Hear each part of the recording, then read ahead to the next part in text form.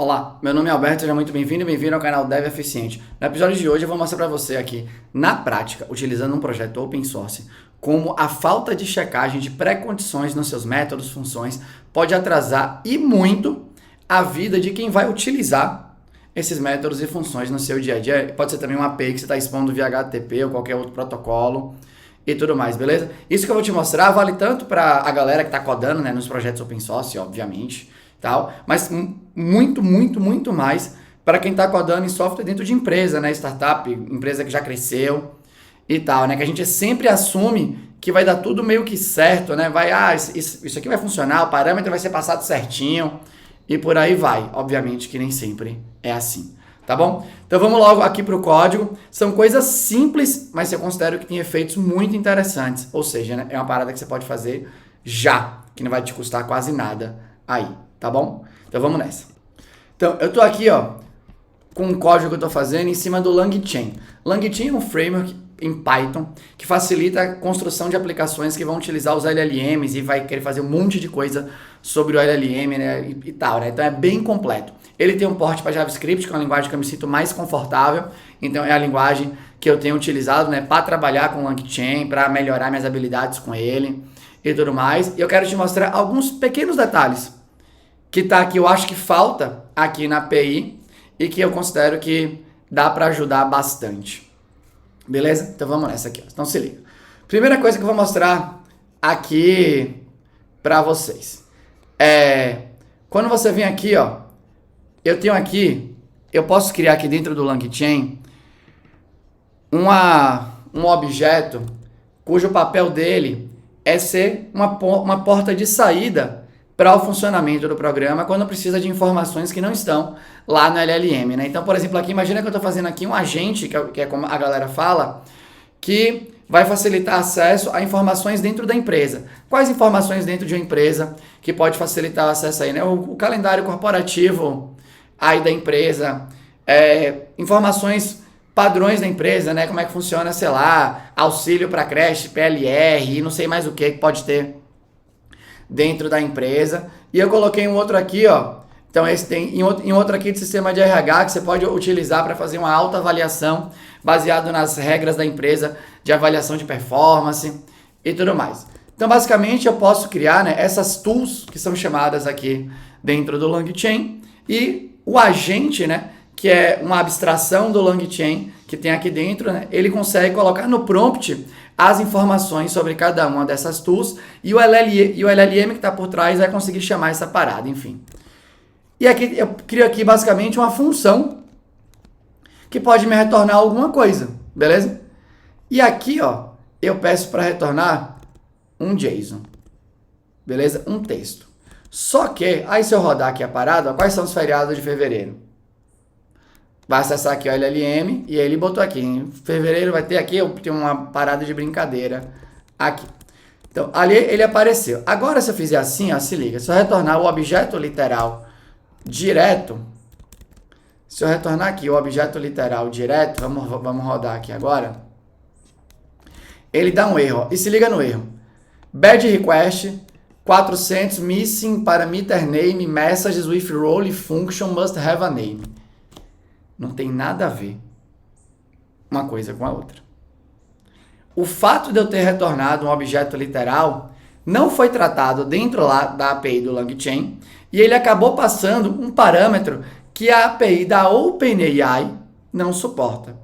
A API da OpenAI retornou 400, porque o parâmetro, né, é o status que indica que o parâmetro não obedeceu às regras padrões de entrada lá da API. Então, a OpenAI fez o que ela tinha que fazer. Só que ela retornou um problema que não tem nada a ver com o que eu passei. Porque se você for olhar, né, ele fala aqui, messages with role function must have a name. Então, uma mensagem com um papel de função tem que ter um nome. E eu, beleza, eu entendo isso, né? A minha função aqui, ó, que eu declarei, ela tem um nome, calendário corporativo. Então, eu demorei de sacar que o problema era que essa função aqui tinha que retornar, na verdade, um texto.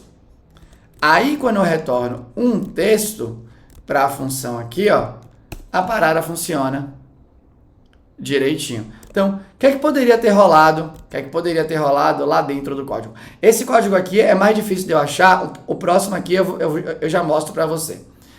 O que é que poderia ter rolado lá dentro? Pô, se o retorno aqui tem que ser... Ops, deixa eu só pegar aqui, né? Deixa eu só ver se ele muda aqui, beleza. Se o retorno aqui tem que ser um texto, quem chama essa função? Aqui. Quando essa função for chamada, porque assim, o LLM diz qual função vai ser chamada. E aí ela vai ser chamada aqui, né? Então quem chama isso, pouco importa, né? Se isso tá aqui no agente, ou se ele passa só o prompt com o que tá com a parada lá, né? E isso vai ser resolvido lá dentro da OpenAI. Mas quem chama isso poderia verificar, olha, esse código, o tipo que está sendo retornado não é compatível com o que a gente precisa para trabalhar. E podia dar uma mensagem que direcionava muito mais. Beleza? Porque a mensagem que eu recebi não tem nada a ver com a parada que eu tô retornando. Primeira paradinha aqui. Aí tem uma segunda agora aqui, que é essa daqui, ó. Eu tenho aqui, na hora que eu vou criar um agente, eu tenho que passar um agente, né, que sabe chamar funções. Eu tenho que passar aqui, né? O LLM, que é o que está por debaixo do pano, que faz todo o processo de análise, né? O que é que eu chamo, o que é que eu não chamo, não sei o que, e por aí vai. Eu passo aqui as ferramentas, né? As tools, que são essas abstrações, que são essas portas de saída para que a aplicação, né? Utilizando o LLM, converse com outras fontes para enriquecer. Ali, né? Para buscar respostas que não estão, por exemplo, no modelo que está treinado e tal. E aqui, eu passo um terceiro parâmetro, que é o prompt para começar, né? Olha esse prompt aqui para começar, ó. Opa, tá aqui, né? Então, eu digo que é um assistente especializado em apoiar funcionários, vai receber o input, e eu passo aqui uma terceira variável, eu passo aqui uma segunda variável, né? Que chama aqui Agent Scratchpad, que é o que o agente vai ficar preenchendo nas iterações dele e tudo mais. E aqui, tô aqui, né? Aqui tem um prompt.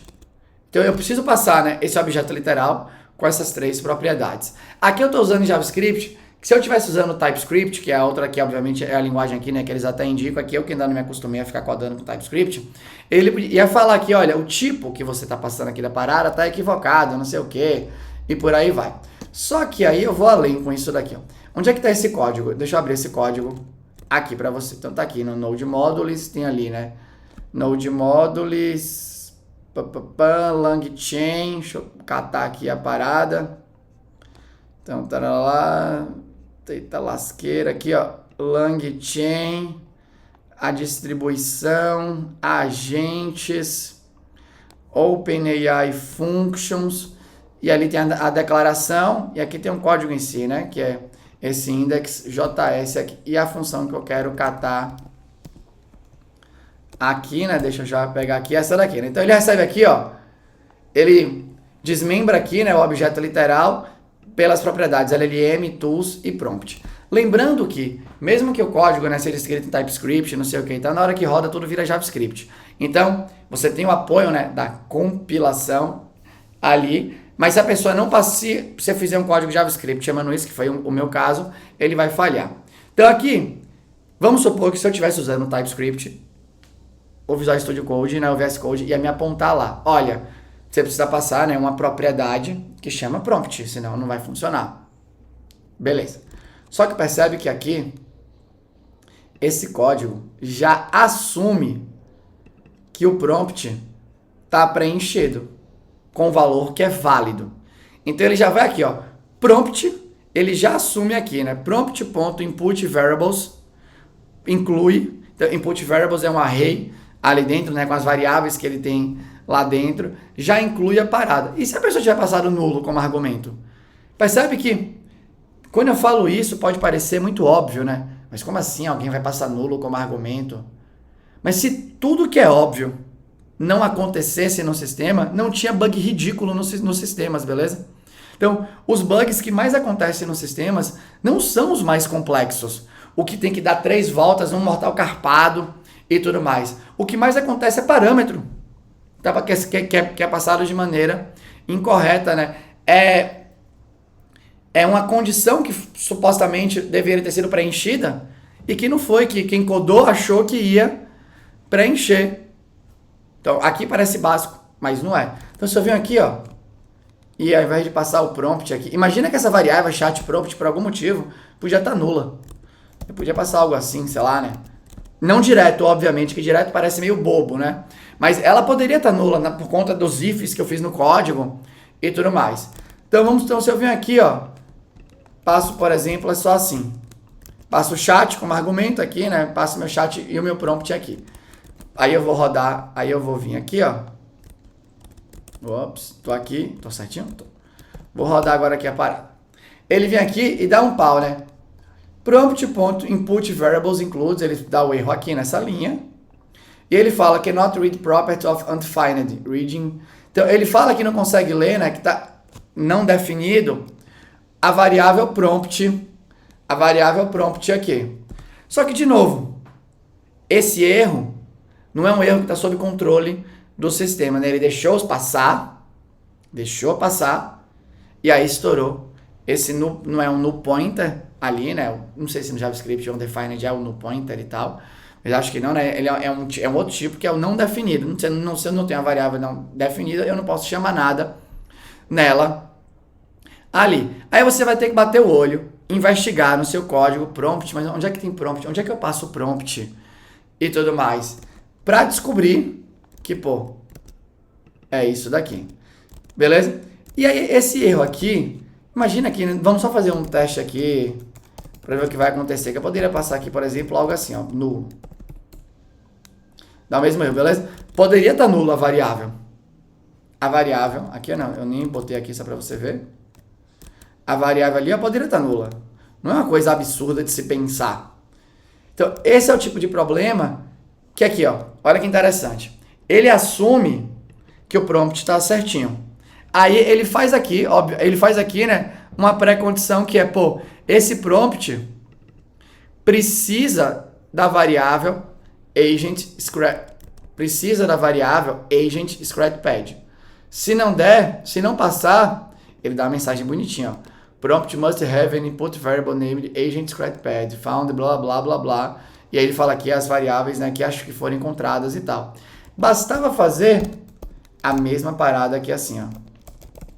Eu acho que isso aqui talvez já seria suficiente. Aí vem aqui e faz a programação defensiva aqui, né? Eu vou botar aqui em português, né? É necessário definir um valor para a propriedade prompt na definição do agente. Eu posso botar aqui assim, sei lá, algo assim. Aí eu venho aqui, né? Fiz essa modificação boba, bem bobinha. Venho aqui, ó. É necessário definir um valor para a propriedade prompt na definição do agente. Você tomou controle da situação e direcionou a pessoa para como resolver ali um problema. Beleza? Outro exemplo aqui, né? Também da API. Aqui na API eu passo um array de tools. Aqui, né, eu defino aqui um array de tools. Cada tool aqui, né? Se você for ver, cada tool tem um name. E parece que é óbvio que não faz muito sentido existirem duas tools com o mesmo nome e descrição. Inclusive, a gente poderia, dá para chutar aqui, né? Dá para considerar que uma tool é igual a outra se ela tem o mesmo nome, né? Então, se tem duas tools, por exemplo, que chama calendário corporativo, quer dizer que elas são a mesma coisa. Se são calendários corporativos de fontes diferentes, poderiam ter nomes diferentes, mas se é o mesmo nome, é a mesma coisa. E aí, se eu venho aqui, ó, e rodo agora aqui o programa, deixa eu só voltar aqui e passar a variável correta aqui, né? Então aqui eu tenho que pegar esse meu chat prompt aqui e passar aqui. Então se eu venho aqui agora, ó, eu passei duas tools com o mesmo nome e ele zicou aqui, ó, desculpa, não encontrei informações específicas sobre os feriados de fevereiro, no entanto posso fornecer sobre outros tópicos corporativos como reembolso. Ele achou, né, uma outra parada aqui. Por quê? Porque agora tem duas tools com o mesmo nome. Uma fala de informações internas da empresa, aí tem aqui, né, E a outra de mesmo nome fala do calendário. Pô, não é irreal você tá fazendo você tá construindo uma aplicação dessa e você, né, duplicar ali a parada para criar sua outra tool e esquecer de mexer no nome. Aí é bem capaz de você falar assim, ué, que parada dessa, né? Essa taxa tá estranha, vou rodar de novo. Aqui, ó. Aí ele, ops, deixa eu catar aqui, né? Deixa eu só vir aqui no terminal. Ver se ele pegou aqui o terminal. Vou rodar de novo aqui a parada. Aí ele tá dizendo que não encontra. Beleza? Porque ele tá pegando a tool com o outro, que faz outra coisa, mas que você esqueceu de trocar o nome, por exemplo. Então, de novo, aqui é um problema. Aqui é um problema meio bobinho, que se você fizesse checagem de pré-condição, daria para resolver. Como? Eu tenho aqui as tools, né? E aqui, ó, eu verifico aqui o prompt, não sei o que e tal. E agora aqui, qual que é a ideia? Eu preciso verificar se tem tools com o mesmo nome de antes. Então aqui eu vou fazer o seguinte, né? Eu não sei se aqui, eu não sei se tem uma abstração de set no JavaScript. Então eu vou fazer o seguinte aqui, ó. Eu vou criar aqui o nome das tools e vou colocar aqui. Eu vou fazer assim. Tools, né? Primeiro verifica a tool aqui, eu acho que pode estar vazia, então ele deixa passar e tudo mais. Eu poderia verificar ali. Mas eu posso fazer assim, né? Se eu não me engano. tool.forEach. Eu vou fazer o código. Aí não tem for each direto aqui. Tools. Calma aí que minha habilidade em JavaScript aqui tá me travando para eu conseguir fazer o que eu quero. Me dá 2 segundos. Pronto. Resolvi meu problema aqui, né? Tô gravando o vídeo aqui. Eu não sabia se o nome era it, for each, com E minúsculo e tal. E o Visual Studio Code não completou aqui, eu me atrapalhei. Mas enfim. Olha aqui, né? Eu criei aqui e fiz aqui, né, uma validaçãozinha que é. Eu verifico se já tem a tool com um determinado nome. Se tem, eu digo que já tem aquela tool. Se não tem, ainda, né, eu adiciono. E aí aqui, se ele adicionar 2 tools com o mesmo nome, vai dar ruim, porque se ele tentar adicionar, né, se tiver 2 tools com o mesmo nome, dá ruim. Então eu vou vir aqui, ó, e vou rodar. Então já tô aqui, né, no terminal, vou vir aqui, ó. Já existe uma tool com o nome calendário corporativo. Percebe que é simples? Essa é uma alteração que você pode fazer em qualquer código legado, beleza? Que não mexe em nada e você vai expor erros mais cedo no seu programa. Então, essa é uma coisa que eu acho que é muito importante, né? De muitas vezes a gente está codando para não expor o programa ao erro.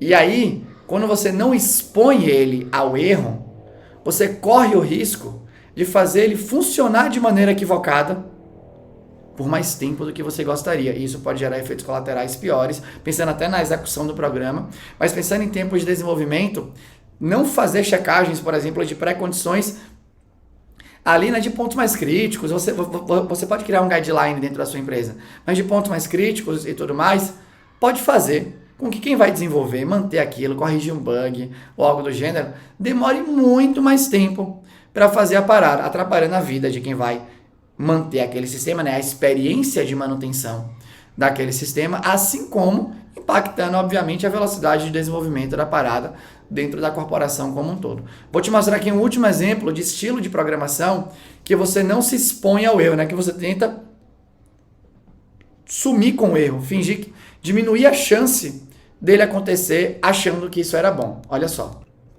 Eu peguei um outro código aqui, nada a ver nesse caso agora aqui com o LangChain, mas eu lembrei, eu acho que é legal falar aqui ainda nesse mesmo vídeo. Beleza? É um código que eu peguei na internet que eu estava vendo alguma outra coisa e o exemplo de código me chamou a atenção. Me chamou a atenção porque é um exemplo de código que fala um pouco sobre isso, né? Sobre como não expor o seu programa ao erro. Se liga. Aqui nesse código, olha só, né? Você tem assim, né? Percebe que é um código que não é um código de produção nem nada. A pessoa estava querendo dar um exemplo, beleza? Mas fala um pouco sobre como está raciocinando, pensando ali. Se você faz aqui, Se você faz aqui tema.equals escuro, você expõe o seu código a um no pointer exception. Agora, se você faz aqui a string.equals, geralmente as implementações de equals no Java, autogeradas pelas IDEs, ignoram parâmetros nulos quando vai fazer a igualdade. Então, simplesmente aqui retornaria um falso. Só que provavelmente a variável tema nula é um bug que está sendo omitido por conta de uma programação. Aqui não é defensiva no sentido de expor o problema o mais rápido possível. Aqui é defensiva no sentido de jogar o problema para debaixo do pano, beleza? Achando que é mais legal não dar pau do que dar pau. Se tem problema, o melhor é que o problema aconteça alguma hora para você resolver. O que você não pode codar é fazer um código que entende que tem um problema e deliberadamente ali, ou por falta de habilidade, por exemplo, o seu código esconde o problema. Isso é pior para todo mundo. Isso aqui pode gerar, né, de novo, um efeito colateral muito, muito, muito ruim, a depender do tipo de regra de negócio que você está trabalhando, né? Então aqui, né, foi o que eu anotei aqui, né? Eu tenho um cartão aqui, eu tenho um Trello aqui com várias ideias para gravar e tudo que vai acontecendo na minha vida e tal, para eu ir gravando aqui pro canal. E eu deixei aqui, né? Você quer mesmo evitar esse no pointer exception? Então, a mesma coisa vale, né, quando a gente olha, vem aqui pro código do VS Code e não tem essas checagens. Eu estou recebendo uma lista de tools que pode ter o mesmo nome. Ter o mesmo nome fez a parada funcionar de maneira equivocada. Eu vou ficar lá tendo que descobrir que eu lembrei que eu botei o nome duplicado. Então, a minha sugestão forte aqui, né, quando você pensa em prática, em boa prática de código, eu entendo, pelo menos nesse momento na minha vida, que expor o seu código ao erro é algo muito saudável. É que nem você evitar de fazer um exame para não descobrir que você pode ter alguma coisa. Quando eu falo que nem, né, obviamente guardadas as devidas proporções, só para deixar registrado. Mas é que nem você evitar de fazer uma parada que você fala assim, pô, vai ser bom para mim, mas pô, talvez eu tenha um problema, né? Então é melhor eu não ir lá. Não parece a melhor decisão. Eu tenho uma galera, com a galera que eu converso, eu falo assim, pô, eu não vou no psicólogo, quem procura acha, né? Por exemplo, talvez eu devesse ir, né? Do mesmo jeito que se o seu sistema aí não checa pré-condição, pós-condição e tudo mais, você demora mais de revelar os problemas. Então, você não aumenta a confiabilidade do seu software só escrevendo teste automatizado. Teste automatizado é massa para aumentar a confiabilidade. Aí você tem outras técnicas. E a que eu mais gosto aí, né, que é pensando em custo de implementação, é essa. Checagem de pré e pós-condição. Se você quiser, você pode checar em variante também. Beleza? Mas assim, checar pré-condição, entre pré, pós e variante, pré-condição, acho, pô, animal. Um bagulho que é baixo custo e pode te ajudar bastante. Tá bom? Então, eu quis trazer aqui, né, exemplos práticos, não só exemplos bobos, né, mas eu peguei uma tecnologia famosa mundialmente, amplamente usada, para te mostrar como também ali, né, teria chance de melhorar. Beleza? Mas era isso. Eu queria compartilhar aqui hoje. Se você gostou, deixa um comentário aqui. Se você não gostou e tem um comentário construtivo, deixa aqui também com a educação. Eu vou ter o maior prazer em conversar com você, responder para você e tudo mais. Beleza? Mas era isso. Até a próxima.